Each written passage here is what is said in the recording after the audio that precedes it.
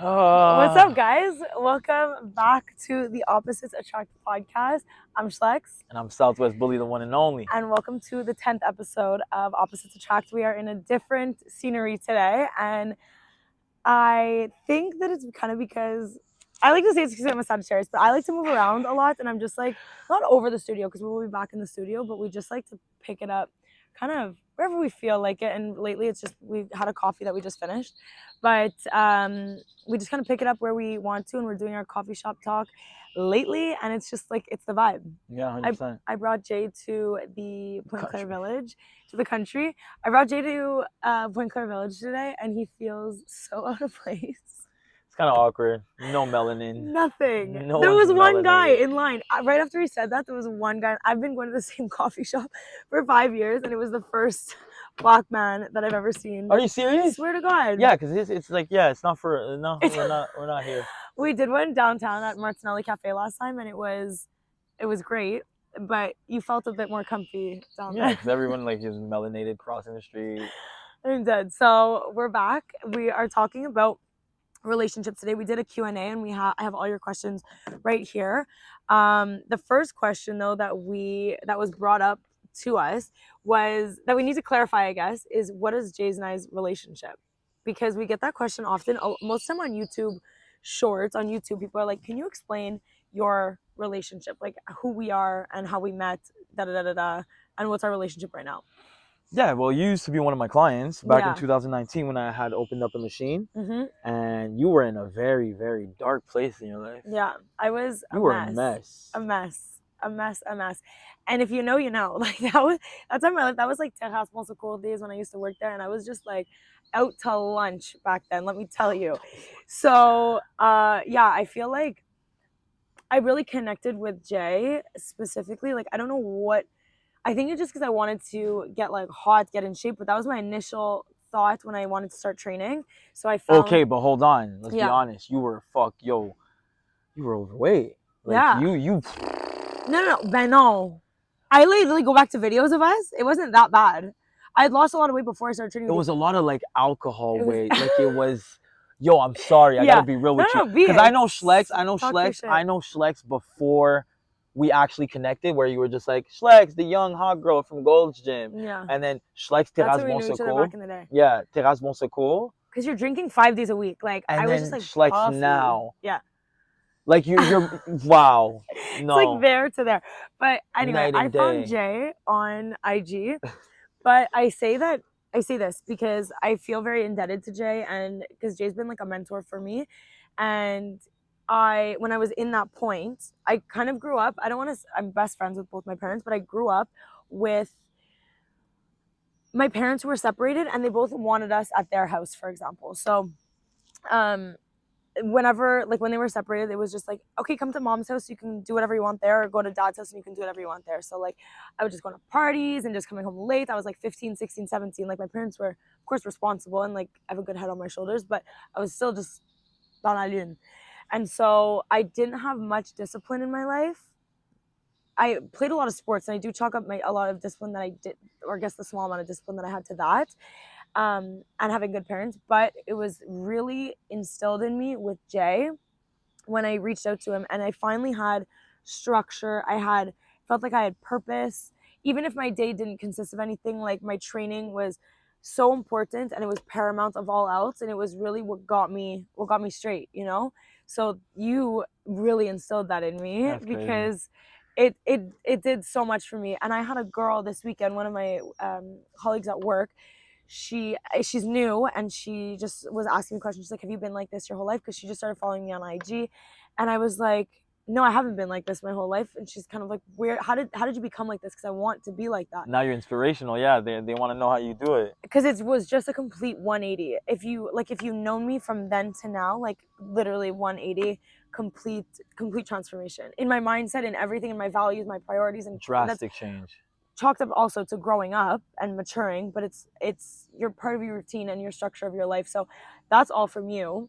So Jay was my personal trainer when I was in, like, it was like 2018, 2019, and I trained with him, and it was just so pivotal for me. Like everything changed for me, and that's when I got That's to know you. dope. Look at you smiling. Yeah, you're giving me I'm my flowers. dead. People don't really do that until motherfuckers are dead. So Yeah. thank you for giving me my flowers. So that's how Jay and I met. But do you remember anything from me back in the day? You were a mess. I know. You were a fucking mess. She'd come to the session, fucking geeked off everything in the fucking pharmacy. Okay. Hold on. Like, the thing though, I have to respect, she would show up. I would show up. That's But, my like, thing. Just show up. If I would make her do a burpee, she might have a heart attack and I have to close the doors. Like, so I would stumble in there. My makeup's still on. I was wearing my dress. Lashes still. on the forehead. Yeah, I'd have my strip lashes. I'm like, okay, I'm ready to train. There was one time Jay sent me home. I showed up, but Jay was like, "You gotta go. Yeah, you gotta go. You gotta go sleep." You're like, "Thank you for coming, I but appreciate you gotta it. go." You gotta go. Yeah. And I came back the next day. I don't play that shit. That's how Jay and I met. But yeah, do you remember anything else from there? Yo, you were the only thing I can remember. You were a mess. But also, I remember that the connection was actually profound because it was just like I felt like you were someone I could actually. I was going through a lot at that time, and I was able to open up to you and just be. You know, you remember I was smoking a lot of weed. Like, I wasn't perfect. Yeah. And I think maybe because we were both in a position in our lives when we were perfect, and that's what attracted us. Yeah. But yeah, I remember being. Because you were dating someone at the time. The mother of my daughter. Yeah. And it was a lot of stress. I was having my first kid. I just opened up I had other gyms where I partnered up with people, but this was my first bully by nature gym. So it was my third gym, but my first real gym. And that place was lit. It was crazy. Yeah. It's like that's why it's like so easy to hang the towel and just throw out. Because you did it. I did it, and it was crazy. But and you did it quick too. Like, yeah, there was the other gyms before, but when Bully by Nature Lachine was there, if you know, you know, and it was lit. The location was lit. The staff was lit. Like, it was really, really fun. And then, of course, we moved down the Sources. Yeah, absolutely. During the pandemic, it was pretty forceful because there was no other options. Yeah, it was just a plan. That was the plan B during the pandemic. Yeah. I had to get a front door and a back door, so it was just to save the business. Yeah, it was just to save the business, and it took 3 years, and then after I was like, nah, this ain't for me no more. But yeah, no, it was we connected off the top, and like I respect people that actually show up no matter what, because that's how my life always had to be. So I think that's where I related to you as an individual. But yeah, we did that, and then we wanted to get into essentially a few questions today. And like I said, we're going to do a little Q&A, and it's kind of to get to know us, but it's also going to be a lot about either our relationship or relationships that we have had with others, and kind of just going off that. And it'll be, why are you laughing? No, it's funny. And we're going to go off that. So, okay, let's pull up the first one. So, have you ever been in a relationship with someone with daddy issues, and were you able to tell? Obviously. Okay, like, what is daddy issues? Well, daddy issues is basically, from my experience, it's... Let me just give you storylines and like... No, I need to know what it is. Like, is it... Well, daddy issues is that you have a poor relationship with either your mom or your dad. So mommy issues, daddy issues. And now you're projecting that in your relationships. And without even realizing subconsciously, you pick partners that have the same toxic traits that you... Okay, so you're attracted to it. Okay, I never actually know. I'm like, people throw around that term, I feel like. Daddy issues, you're attracted to it. Even mommy issues, you're attracted to that... Toxicity to or that abuse, lack, that abuse, type of abuse. Toxicity, the lack of, like... Because it's comfortable type thing? Is that why? No, it's just, I think that's all you know. Because don't forget, like, the relationship you have with Steve, which is why I think you were able to find a good partner, is because your dad showed you as the first man in your life that you fell in love with, this is the standard. So now you find a partner, like, when you talk about Mehdi, he is your dad in a sense. You know what I mean? He takes care of you. He makes sure you need anything. When it comes to traveling, he's handling everything. When you don't know what to do, you call your pops. He has the answers to everything.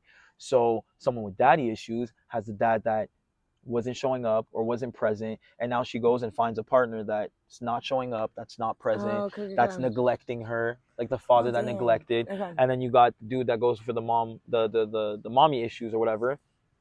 Either his mom was babying him too much, and now he goes for the girl that just gonna do anything, that doesn't really respect herself in a sense, that's just gonna do anything and everything and go above and beyond and get disrespected. Like, it doesn't have boundaries, I guess. Exactly. So, but from my experiences, like, I was sleeping with this girl and it was very casual, but, we do our thing, round one, we do our thing, round two. And then after we're talking in between rounds, obviously, and we're just trying to get to know each other type thing. And in between rounds. Yeah. And then she's telling me, like, yo, I like it when it's a bit rough. Like, I had this guy, he used to strangle me until the point I'm almost gonna pass out. But he knew exactly how many seconds to count so I don't pass out, and that would just make me go climax, Crazy. whatever. Yeah. So I'm like, I guess we gotta try that. I'm not the violent type. I'm a love maker. You know what I mean? I'm a Cancer. Certified I'm a hopeless. lover boy. Yeah, I do it good too. I'm a But anyways, Cancer. and then when she's telling me all that though, so like I'm like, I do not think that's normal. Yeah. So I'm like, yo, what's your relationship with your father? Oh. And automatically, You asked her that during it. not while we're doing it. I Okay. did my thing, and then after I spoke about it, I'm like, oh, Let's open up now. that was kind of fun. Like, Yeah. what's up? Like, let's talk about this in depth. And then I'm like, what's your relationship with your father? And that's when she said, it's non-existent. It's not really good. And I'm like, okay, do you understand that this whole like the way being you like punched it, yeah, and like strangled is kind of like a result of that? Yeah. And then she really like froze. And then weeks later, texts me, and then she hits me up, and it goes from casual to like, hey, I'd like to see you more because I realized that I need you in my life type thing. You brought up something that no one ever brought up, Right. and now I'm really looking back at my life and all my decisions, and I realize like, fuck, this is something I need to work on. So I'd like to see you more. And then I was just like, yo, we can't do that. Like, she was an amazing person, but at the same time, I'm not. You're not really looking to be, You're not looking to save someone. Yeah, I'm trying to save myself right now. Yeah, exactly. But yeah, so that's a form. And then I had another partner where it's like authority. So having a father that's like born in the 1950s and earlier, they didn't have the tools that we have today. That conscious parenting does not exist. So it was a lot of like screaming or like being assertive or like it's my way or the highway type of thing. And then that creates resentment between the daughter and the father. So now when she goes with a partner, she couldn't speak up in her household growing up. So now she's not speaking up in the relationship. So what happens there? You're resentful. You're repressing a lot of emotions. And then you just blow up and it's like, fuck. But you just decided to be with someone that's heavily masculine and that has, like men are natural born leaders. And if you find someone that has authority, like women seek that in a sense to find leadership. But then, if you're not ready for that because it reminds you of your father, then you're triggered and you self-sabotage without realizing. So from my experience, that's what I've seen. But I think it's interesting because like you can oftentimes, I mean, correct me if I'm wrong, but you can oftentimes tell the girls that do have daddy issues. 100%. Like I remember when we were at the gym one day, one of your clients, Jamal Henry, shout out Jamal. Yeah. That's my dog. He's amazing, but he literally pulled me aside and was like, I just want to tell you how much I appreciate and respect the relationship you have with your dad. And he only just sees what's on social media. And I was like, oh, like you saw my reels and stuff. And he goes, no, it's that you really like exude that personality. Your aura. Like you really just come off. And I think that's so true. It's oftentimes obviously not girls' fault if they have poor relationships with their fathers. To a certain extent. Exactly. Yeah. There's oftentimes I will put it on the dad. Like there is external factors. Initially it is. Exactly. Yeah. And like whatever happened in childhood and like they didn't have the tools they needed, whatever. Or they just weren't present, they were working, whatever it may be. But oftentimes he said that to me and he was like, you just really like come off like I could tell without even looking on IG that you have a good relationship with your dad.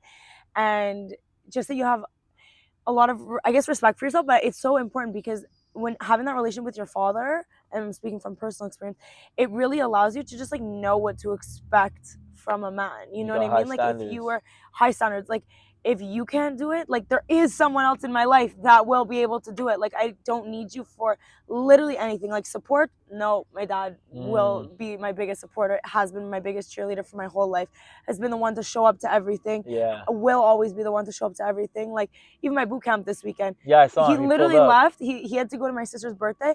Did not expect him to come. It's the opposite direction. My dad's standing outside the gym door. Like, just wanted to say he wanted to bring me flowers. He only found a cactus. But he's like, I didn't want to bring you a cactus. He's like, there's only succulents. But he's just like, I just want to come wish you luck. Like, my dad will be the one cheering the loudest, will be in the stands, will always be there.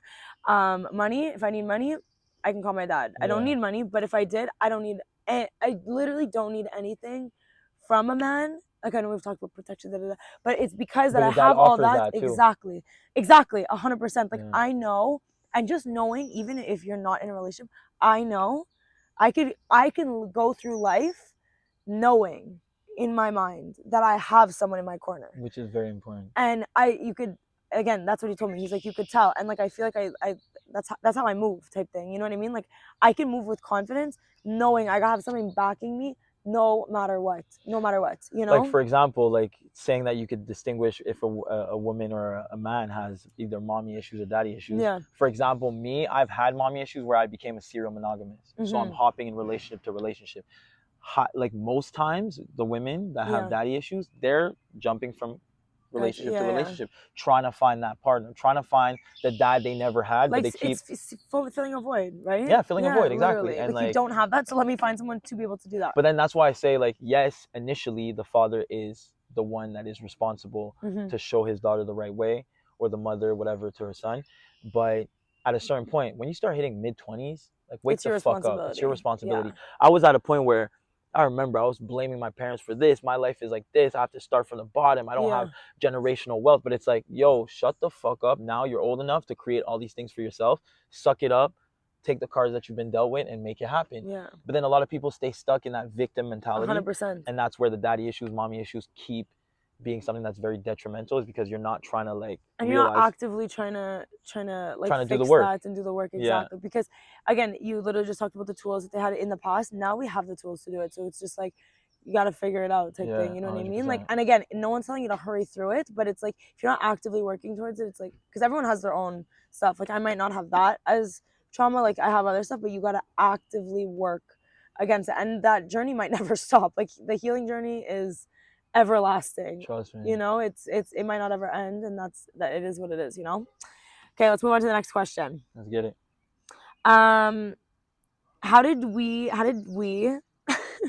okay, also, because I remember you brought this up the other day. Does anyone ever think that you and I, let's like I know I told you how we met. Let's set our relationship straight. So yeah. Okay, so Jay and I are brother sister. Yeah, literally. Like, your dad is my dad. Literally, and co-hosts on the podcast. And like I said, he used to be my trainer, and I worked under him at BBN, and we've known each other for a while, and he's like family now. Like, if I fight with Jay, it's because we're brother sister, and we will figure that out after. He came to Christmas with us. My dad is his dad. My dog, Steve. We're in this together. But so if anyone, because again, we got this question like on YouTube Shorts, I might have mentioned this earlier, but we're not dating. I'm in a relationship with my boyfriend Mehdi. If you've listened to one episode, that I mention him every day. Yeah, every episode. That it always comes back to him, because I'm pulling on my own experiences. And I'm in a relationship. Jay is currently single, not trying to mingle. Zero mingling. So that just sets it straight. We're friends, besties, brother, sister, family. That's it. I had a shorty that kind of got offended, or I don't know if it was jealous. I can't. You know, I try not to judge when you do it by text. You know, when you get a message by text, you don't want to, like, we send voice notes because it comes off. Even between you and I. That's what I'm saying. I love voice notes because you kind of, like, you know what tone of voice I'm using and whatever. But the way this girl sent me the message, it was like, are you mad? Like, are you guys in a relationship? And like, I know this girl's really interested. Yeah. And it's since TikTok blew up, and like, I have a bunch of girls in my DMs just like, oh, you should come to UK. You should do this. You should do that. You're an amazing. I need a man like you. And I'm like, all right, bet. But then that last video came on, like, what is your relationship with her? And I'm like, whoa, hold that down. Chill. You know what I mean? Like, no, it's kosher, fam. That's kosher. Okay, so how did we decide to start a podcast together? Oh, it was that time. We had a meeting. We were kind of stuck in our creative process, and it was like all we were doing is showing up to the gym and training people, and like we felt like we weren't showing up on social media and being more present and omnipresent with our content. And I remember you're like, yo, I need to show my face more. Like, I'm not showing my face. I used to do it during the pandemic. It was easier because we had no choice. Yeah.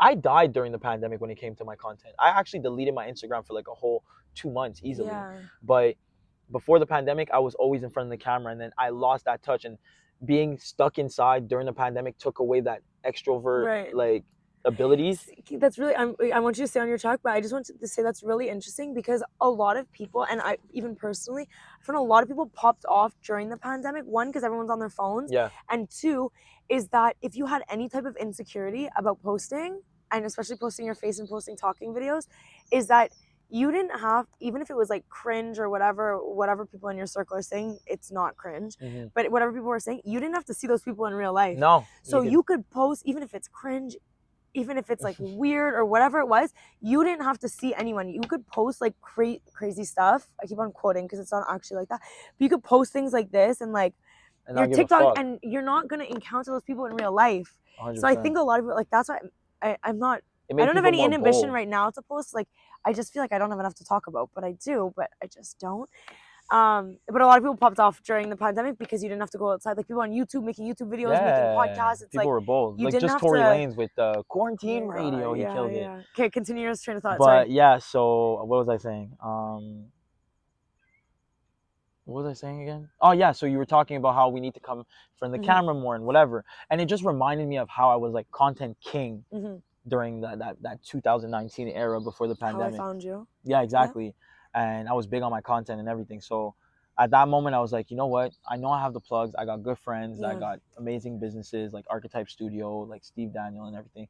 So I'm like, fuck it. I want to make a podcast. And it was going to be the Bully by Nature podcast. Yeah. Because I was trying to do that with the barbershop, but like it didn't really work. And then I was going to shoot the first podcast. And I told you, like, I want you to be my first guest. And I want to talk about the bottle service world, being a bottle girl, working in the clubs and the temptations, and how cheating is an accident. And we did that first episode. And if you go on our YouTube channel, refer back, you'll see the episode. It's fire. It's one of our best episodes. And the first one. Yeah, we saw the chemistry. Once the camera was off, we looked at each other and we're like, let's run it. Yeah. Let's make this happen. Then it took us like maybe a week to find a name, and then we ran with it. Yeah. And it's also like, obviously Jay and I are complete opposites. Male, female, older, younger, black, white, kids, no kids, single, in a relationship. Like everything about us are when you break it down like that, it's so organic how it just happened. Yeah, because when I say there's no, and again, correct me if I'm wrong, send us the podcast if there's anything like this, because I would love to see it.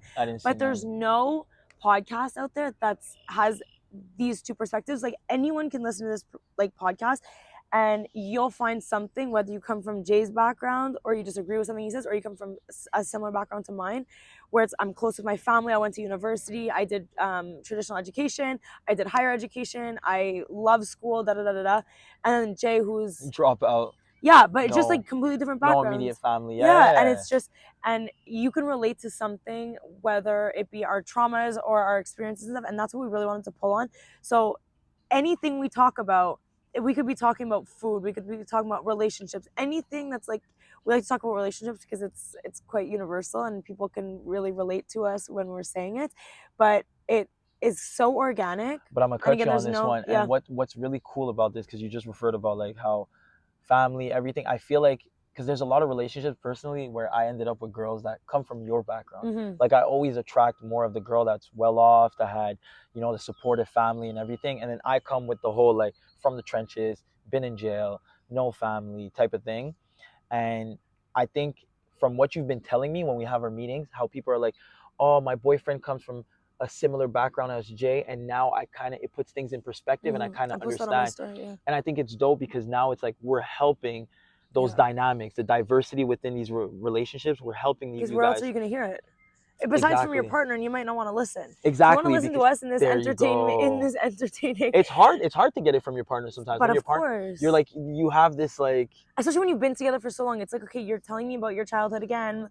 But like, I always say when sex is involved in a relationship, it's harder to receive whatever the partner has to say, because you've been at a super vulnerable place with that person. You basically butt naked. It's your biggest vulnerability, and sometimes it's just so much easier to just disregard what somebody's saying. But when you hear it, you're comfortable. But when you hear it from somebody else, you're comfortable to not listen to. When you hear it from somebody else, you're like, oh, that's what I was doing wrong, or that's what I need to pay attention to. It gives you perspective. It gives you insight. It really does. So that's the purpose. We're happy that I'm happy that my friend actually sent me that. That's dope.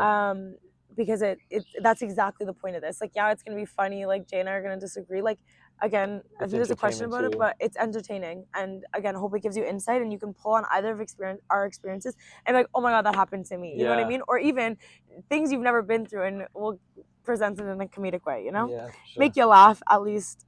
Okay, so second question that we got. Shout out everyone, obviously, also who sent us in questions. I'm just going through a few. How do you navigate disagreements or differing opinions on your podcast? That's the fundamental of our. That's our foundation of our podcast. If we have an agreeing situation, it might not be one that we'll actually bring onto the podcast because it's just going to be us being like, absolutely, 100% I agree with you. You know what? You're so right. Like, it's just like, okay, you guys are just having a discussion. Yeah, that's still fun. We might do that sometimes, but it's more fun when Jay's like, cheating is an accident. I'm like, that's literally impossible. Or he's like, women are not the prize. I'm like, impossible. But you see, like, I like to refer to women as not the prize episode. If you watched it and you're not judging me and calling me Andrew Tate. But we started with both sides. So I thought I was saying that men are the prize and you were saying that women are the prize. But then it's like, because we have that diversity and we could explain our opinions, then we come to an understanding, which is all. That's the goal of a relationship, whether it's friendship, business, or love. Is like, okay, hear me out. Oh, okay, I get where you're coming from. I still truly believe this, but I could see where you're coming from, and it does make sense. Yeah. You know what I mean? So watch that episode. Especially in a world that's so divided.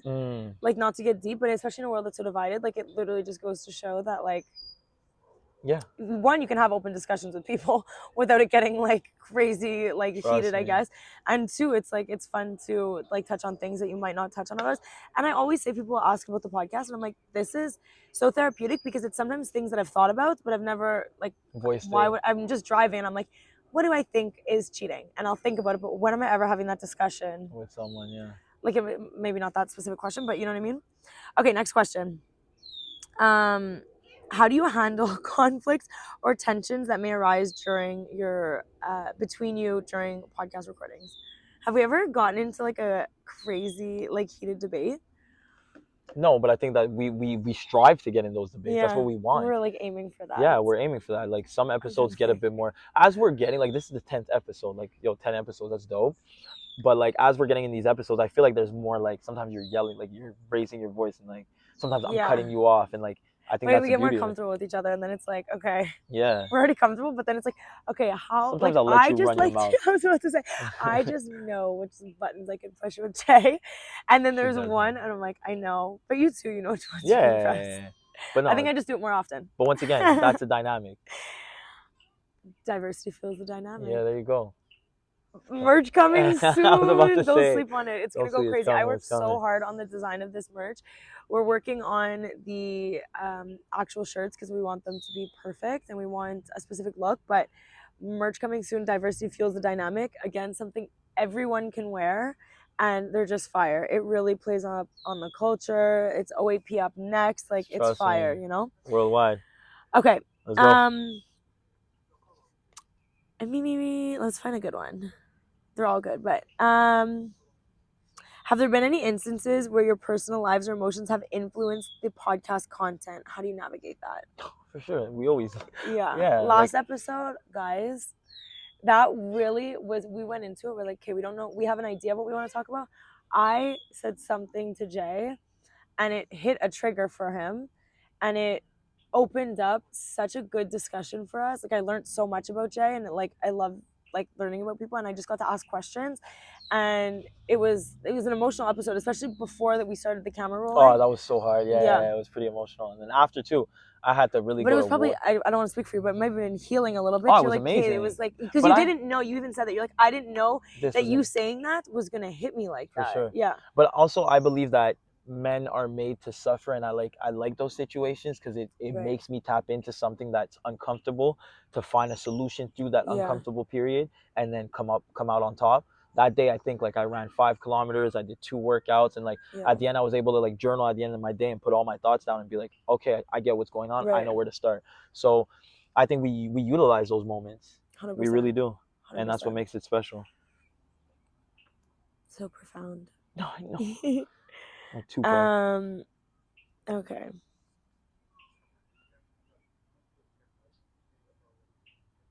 Okay, how do you handle the pressure of creating regular content while maintaining the quality and authenticity of your podcast? Well, you know my take on that. I think content is king. So it's like, I don't really focus on quality. I focus on omnipresence and like really being out there, which is why I like that we're taking it away from the studio. Because the studio, it's like, it's a busy studio. Like Archetype Studio, they're doing really good. My boy Steve Daniel is really killing it, and they're really booked up. So sometimes it's like, it was hard, especially how busy Jay and I are. That's why. We're busy, so it's hard to find. We've got kids. We're 3 entrepreneurs trying to find the right schedule. So it's like, I think now it's really important to just put out content, especially podcasts is something that like most of you guys are listening on Spotify, so it doesn't matter if it's an iPhone 13 or 14 or a Sony, you know what I mean, A7. So I don't really focus on quality, but I think it's just about putting out that content. Just getting it out there. Getting it out there. And I as think much that's as like possible. where the authenticity comes from. Because I even think that being outside of the studio, like the question was about authenticity, being outside of the studio, I actually find it's tapped in a little bit more to the authenticity of it, like the genuinity of the content, because we're just sitting out here talking type thing. You know what I mean? Like we have the questions, we have everything laid out, but it's less structured in that sense where we're sitting down and be like, okay, we're going to do this and answer all these questions. Is the lighting good? Is this good? Yeah. Like, we literally pull up. And Jay's always told me, he says, what do you say? Your voice, God granted us our voice. God gifted us our voice before he gifted us anything else. So, and I think that's all, what we have to say is the most important thing. And I thought about that because last time you tried to throw me under the bus like that was a stupid thing. No, it wasn't stupid. I just said we had our hands before we could speak. Yes, but the thing is that you didn't have, your motor skills weren't amazing. The first word, da, mama, like, you're like, you didn't know how to grab something properly. So your hands weren't working, girl. Everybody was like, she said da. So God gifted us. And it's our brain too. We're talking from our head. Talking from our experiences, our memories. But when I say that, it's also like we move the masses. Like we inspire the masses. We're able to change people's perspective and change the world through our podcast and whatever our voices. So Okay, let's get into some juicy. I was just about to say, let's get into some juicy stuff. Okay, so let's pull up this question. So, what do you? This is a very general question. I'm gonna hone it down a bit so it guides the conversation here. So, what do you consider cheating? So I'm gonna start here. Go. So in my relationships, I've always been the type of person that I just like a golden rule of mine is that I never want to look stupid, and I don't want my partner to ever look stupid either. So like if we're gonna bring it to social media for a second. So if I'm talking about social media, like in my actual mind, I don't really care if you're gonna like a girl's pic, like literally in my opinion, I'm like, who the hell cares? But I never want to look dumb. So when you see that at your partner's name and others like this booty pic or this bikini pic of like this girl like this laying up in Dubai, just like she's just like squatting down on her hands, whatever it is.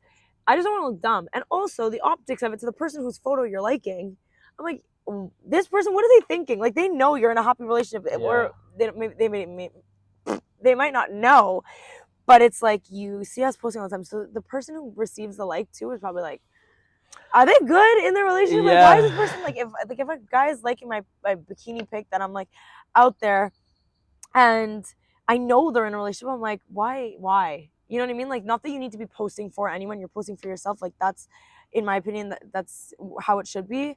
But it's like, why is that person looking? And I don't want to look dumb. I don't want you to look dumb. Same thing for DMs. Like, there doesn't need to be. Like, how do you feel about likes? Like, if you're the likes, I wanted to touch on the likes before I go into the next question. The likes, honestly, I'm like, I feel the same way that you feel. But like, let's say my girl is liking a guy that's he just has a sick pump, no t-shirt, like looking into your eyes in that picture, and you're liking it. To me, for example, let's say we're having dinner right now, and we're at the restaurant, and this fire, pretty young thing just walks by. She has the sundress with the booty just clapping on her way down, and she's walking behind you, but I'm looking at you, and it's clap, clap, clap, clap, clap, and it's like I'm like, break my neck, and then I'm back. You're gonna be like, yo, what's wrong with you? Disrespecting me. But now social media has made it so easy. It's in the palm of your hand. That situation. It's in the palm of your hand. Now you could be like, well, it's just social. No, bro, it's the same fucking thing. So I feel like people just don't want to look deeper than the surface. They want to use it as an excuse, like, oh, it's just a like, it's just a comment, it's just a DM. No, it's the same thing. Facts. If your ex is DMing you at 8 a.m., he's your ex. Why is he DMing you? But that's always like so likes, cheating or not cheating? I think it's disrespectful. Yeah. I think it's like pre-cum. It's like pre-drinking. It's like the beginning of something that could be detrimental. That could transpire into something else. Okay. So then you brought up DMs. So DMs for me, cheating, like, 100%. And if it's not your like friend, like why? If it's an ex or a stranger, and I know it's not your friend, like there's no need to If be the DMing. motherfucker wasn't there before me, I gotta start. Well, that's the biggest thing for me. It's like you and I were friends, but prior to the relationship, I think the timeline is so important because it's like, okay, if you started dating someone beforehand, if you started dating someone now and you had a friend before, like you and I, for example, and we've got DMs and I'm sending you reels, like, okay, it's pas grave, like, it's fine, you're good, everything's 100%. Good. But then if I made a friend today and I'm DMing them, it's like, that's cheating. Okay, but hold on. From my experience, there's you're out here with clients DMing. No, there's certain boundaries. Not boundaries. I mean, there's certain limitations. Not limitations, but like where the rule of if he was there before me kind of gets broken. Yeah. In the sense that you guys hooked up, you guys are exes. Yeah, of course. Either you hooked up or you've seen, like, or when you were just dating that person, like, oh, this guy, he's my friend, but he's always trying to, like, tell me exactly. That, like, he wants to fuck, or, like, say dirty things on my picture. Like, I had one of my exes, like, one of her friends was like, oh, I could heal you with my dick. He was in that spiritual shit. And then, like, I was like, do you realize that this guy literally would, you throw it at him, he's catching it. Now, yeah. I wouldn't be surprised if he already did catch it, but I mean, like, he's, you know, like, yeah. And then it's like, it would always be a fight. And then she felt like, oh, because you feel a type of way, I lost that friend in our relationship. But it's like, why is that friend messaging you these things? You got me. Yeah. I'm the bestest of friends. You don't need this. I can heal you with the thing, bro. I got the magic wand. What are you talking about? So for me, it was just like, why are you so attached to this idea? Like, but if he's your friend, like, yo, you went to school with him, you guys were chill, like, but you never did anything with the person. He's literally your friend. You don't see him as a fling or someone you would sleep with, and I would be stupid to cut him off. But I think that even, like, okay, so with that, it's like there needs to be a mutual respect, I think, between that person. Like, you and Medi have a mutual respect for each other type thing. And Medi's girlfriends, for example, that he hangs out with, I'm like, I couldn't, like, love them, couldn't care less, go hang out with just them, I don't care. That relationship, I know them. Mm-hmm. I've met them through him, and there's a mutual respect there. You know what I mean? Like, I also knew you guys were friends beforehand. You guys had never hooked up. Like, yeah, that's true. You know what important. I mean? Yeah. Exactly. So there needs to be that there. So because, like, for example, if Medi would just go in our old conversation and see me commenting about your ass or doing anything which you would never find anywhere, because I'm not, like, I enjoy being around women. I'm not the thirsty type. I'm not the type to just try to go, like, you know how these guys want to go to the club and go to these places to talk to girls. I'm like, girls come to me, and I'm not trying to boast and brag. Not like that, but it's just like, DMs are flooded. No, but it's just I'm not, yo, like, you know when people are like, you got Riz, you got game. I don't have game. I don't know what I'm doing. Like, I just be waiting and just be like, hey, I'm a cool guy. Like, yeah, you want to smash? Let's go. But I mean, like, so for me, it's like you'll never find me having that relationship with a girl that's my friend. If you see a girl is truly my friend, she's truly my friend. Yeah. I don't go that way. You wouldn't. But if there's evidence and I'm starting to date you and the evidence is there, nah, that's a red flag right there. We're using red flag, but I mean, like, that's that cannot be misconstrued. I'm sorry, that's red flag. That's a red flag, yeah. Okay, so then what about that, like, your partner hanging out, like, with someone of, like, just the two of them? Or, okay, better yet, let me make an easier question. Okay, your girl's at the bar and she's out there doing her thing, but hands to herself, everyone's hands to herself, and she's out there just getting free drinks. What's up? Is she coming back to the crib? Well, I don't know, you tell me. And is she entertaining the person buying the drinks? What do you mean by entertaining? Because I've been in places where we're sending drinks and the girl will just accept the drink, and it's like, thanks, there's nothing more to it. Like, and if you send the drink and then you try to go talk to her, she's like, oh, thank you for the drink, but I just want to dance with my girls. And you're like, all right, you step back.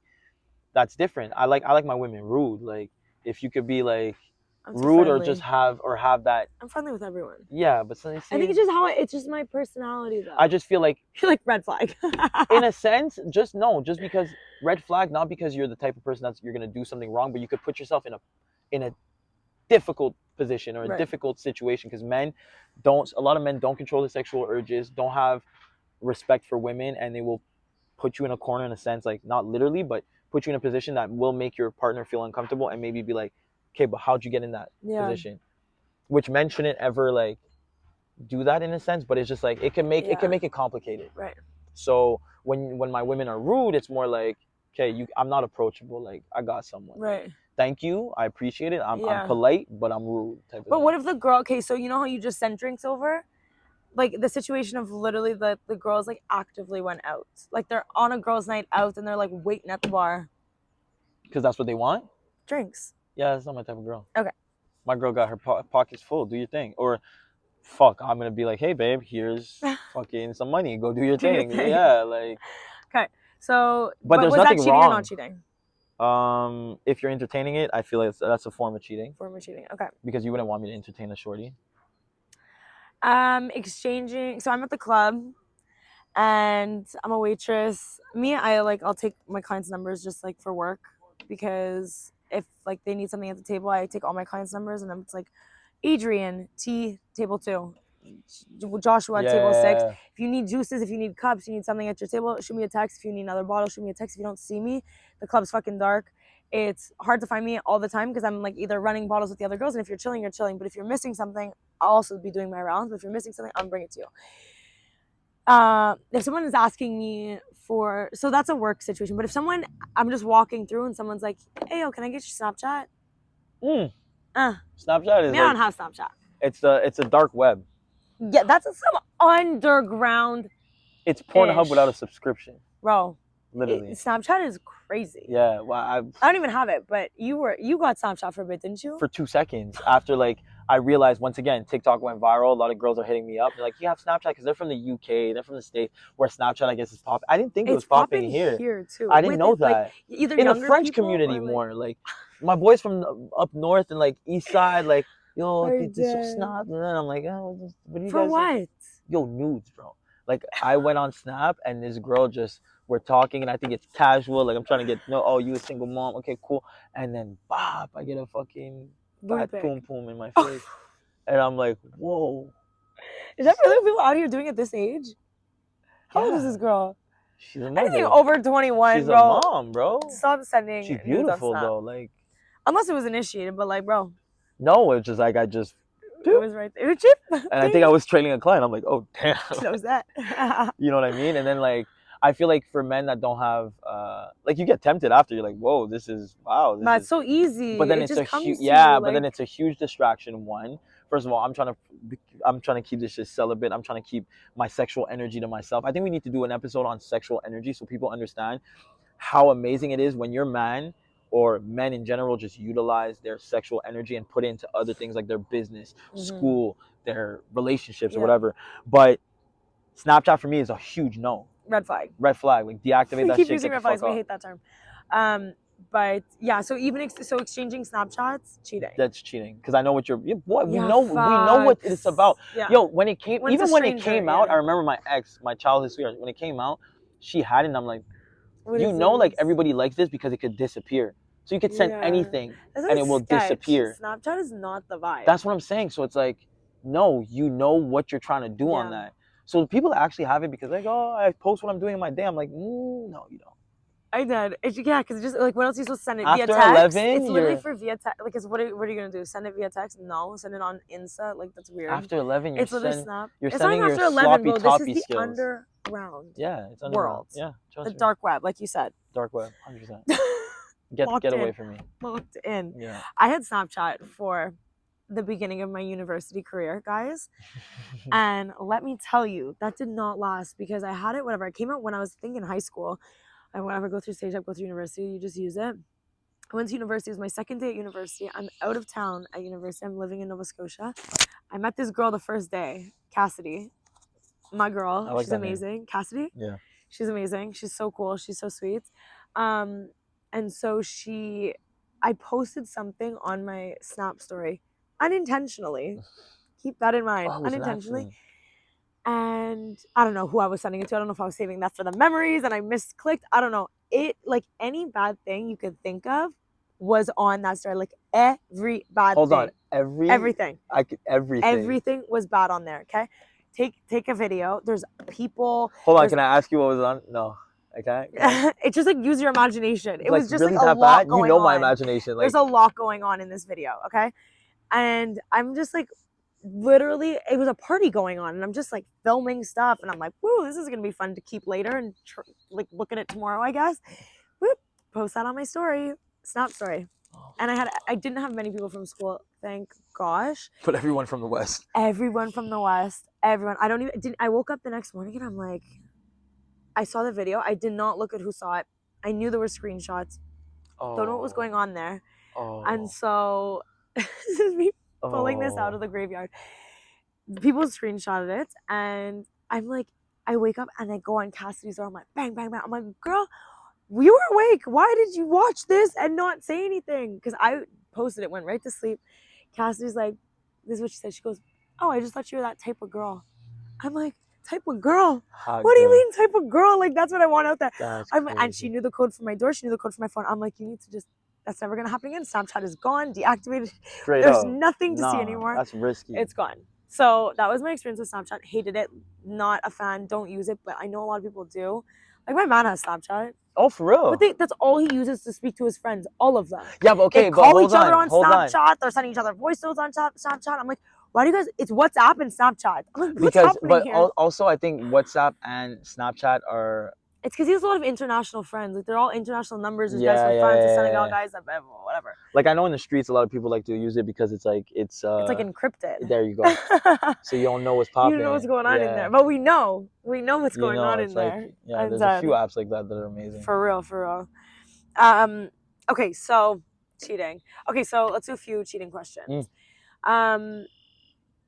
What is it cheating if she? Yo, the country got a lot of bugs, by the way. You're not a fan? I'm just here slapping myself. Okay, let's wrap it up. Let's move on. No, it's good. It's good. I like it. No, don't wrap it up. I'm just like... Don't wrap it up. Oh, that's fucked up. Yes, wrap it up. Give an ad. Give an ad read. A what? An ad read. What do you mean? Pretend we have an ad right now. Wrap it up, kids. Don't catch chlamydia and gonorrhea. Wear protection. There you go. That's Magnum condoms. Okay, what would you do if... What if you have... is it cheating if you have an active online dating profile on your phone? What? Why? Who does that? I don't know, I'm just asking. Yeah, obviously. What would you do if you found it? So you were dating someone for 6 months and you found it on their phone. An online dating profile, open, active, on their phone. You've been dating. I have no problem cutting people off. So it's like, yo, I'm kicking you to the curb. Are you dumb? Done. Okay, done. Stupid, are you dumb? I'm gone. Ciao. Bye. Sayonara, cuz. Okay, sending flirty messages. Yeah, ciao. Ciao, bye. Yeah, why are you doing that? Swallow your phone. Get the fuck out of my house. Yeah, get out of here. Oh, you're just aggressive like that. Yeah, I wouldn't be aggressive. No, I'm not going to go and make you swallow your phone. I'm just like, yo, take that shit outside. You're just like intense like that. Yeah, take that shit outside. Okay, ask me one. I don't even want to have a discussion about it. I'm see it. Yeah. You wouldn't give anyone the chance to explain themselves. It's clear. Clear as day. You're out. It's done. Like, I remember I had one of my exes, some guy texted her and he's like, oh, I had a dream about you yesterday. Oh, what'd you dream about? You were in my kitchen making pancakes. I still remember making pancakes and this, and we woke up together and you were making me pancakes and they were really good. She's like, I'm so flattered I was in your dream. Fuck out of here. Delete. Goodbye. Done. Yeah, that's definitely cheating. Yeah. Even any type of messaging like we were talking about. Fuck out of here. Yeah, facts. Okay, so moving on from cheating, I guess. I want to ask one question before we wrap it up. Go check the time for me, please. Go check the time. Yes, boss. Yes, boss. 50 minutes in. 5-0? Yeah, 48:37. You might have to edit a few like lulls. No, it's chill. What is on here? Okay, so this is like maybe a question that some people struggle with. What if, so in my mind, I say it to Maddie all the time. Yeah. I'm like, because I know Maddie doesn't want to stay here in Montreal. He's a smart man. He doesn't want to stay here. Smart fucking It's just man. the winters are too cold. Smart fucking man. He doesn't love the summers either, so he's just not the biggest fan of Montreal. Because it's not a real summer. But he knows my family's from here. I will always have some type of home here. Whether we move somewhere else, there's going to be a condo here. I need to be close to my family. But I always say, where are we going to live, baby? And then he says, Montreal and Dubai. And I'm like, that's all I need to hear. But what if you were in a relationship with someone who didn't want to move or didn't want to move to the same place that you did, and you guys are in a long-term committed relationship where it's not like you can't be like, ciao, bye. Or you could be, I guess, if that's your answer. Yeah, because it's like, I think it's as important as getting into a relationship with someone and not asking them if they want kids or not. Because then you get to the point where you're like, oh, I want kids, and you're like, oh, but I don't want kids. So oh, we never spoke about that. Yeah, you got to speak about that. Like, where are you trying to end your life? Like, where, not end your life, but I mean, like, where are you trying to end up? Like, end your life. Where are you trying to end up in the future? Like, are you trying to build a future here? Like, personally, I don't want to stay here. I've touched somewhere else and I've seen what it is living somewhere else, and it's like the law of exposure. I can't go, like, I'm only here because I need, this is temporary. So when I talk to girls, it's like, oh, okay, like, oh, you're trying to stay in Montreal. Like, the last girl I was talking, she loves Montreal. She has a business here. She's like, I'm trying to stay in Montreal. I'm like, this will never work. Because I'm not staying here. Bye.